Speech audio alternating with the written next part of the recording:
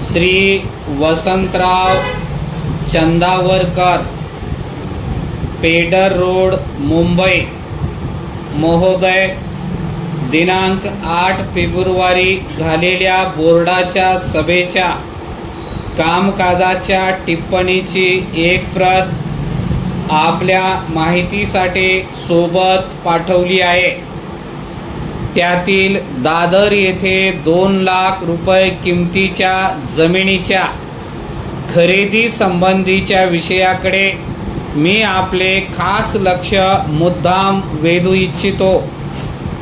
वरील जमिनीच्या खरेदी संबंधीची सूचना श्री अविनाश गोगटे यांनी मांडली आणि श्री शिवाजीराव कदम यांनी तिला पाठिंबा दिला.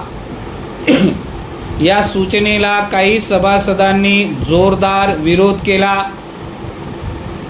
त्यांचे म्हणणे असे होते की वरील किमतीस जमीन घेतल्यास खर्च वजा जाता त्या रकमेवर 2% जास्त व्याज मिळणार नाही. विशेषतः पैसे गुंतविण्याचे अगदी लाभदायी ठरणारे दुसरे काही प्रस्ताव समोर असताना ही जमीन खरेदी करणे कंपनीच्या हिताचे मुळीच ठरणार नाही. जमीन खरेदीच्या सूचनेवर जी चर्चा झाली ती मध्ये सभासदांनी उपस्थित असलेल्या सभासदांच्या निदर्शनास ही गोष्ट आणून दिली की श्री गोगटे यांच्या सूचनेचा विचार करीत असताना सदरहू जमिनीची खरेदी ही एक दीर्घ मुदतीची गुंतवणूक होणार आहे. हा महत्त्वाचा मुद्दा लक्षात घेणे अत्यंत जरुरी आहे.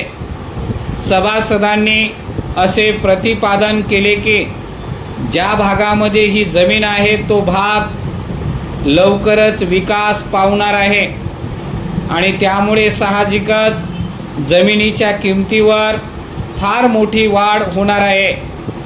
त्यावेळी कंपनीला वाटल्यास ती जमीन वाढलेल्या किमतीत विकता येईल किंवा धंद्याच्या दृष्टीने उपयुक्त असे भरपूर भाडे मिळून देणारे गाळे त्यावर बांधता येतील. त्यानंतर सभासदांचा दृष्टिकोन सभासदांनी एकमताने मान्य केला व श्री गोगटे यांची सूचना एकमताने मंजूर झाली. जे गाळे बांधून दिले आहेत त्यांचे बांधकाम सदोष असल्याबद्दल सोसायटीकडून जे पत्र आले होते त्याचाही विचार बोर्डाने केला हे आपणास कामकाजाच्या टिप्पणीवरून कळून येईलच.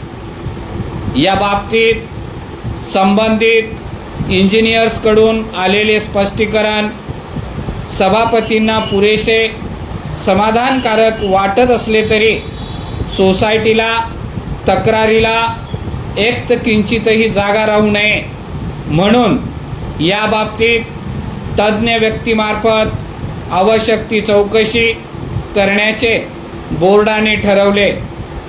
कामकाजाचे इतर विषय नैमित्तिक स्वरूपाचे असल्यामुळे त्याबाबत स्पष्टीकरणाची आवश्यकता आहे असे मला वाटत नाही.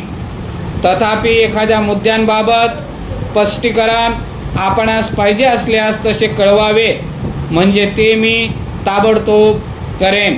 आपला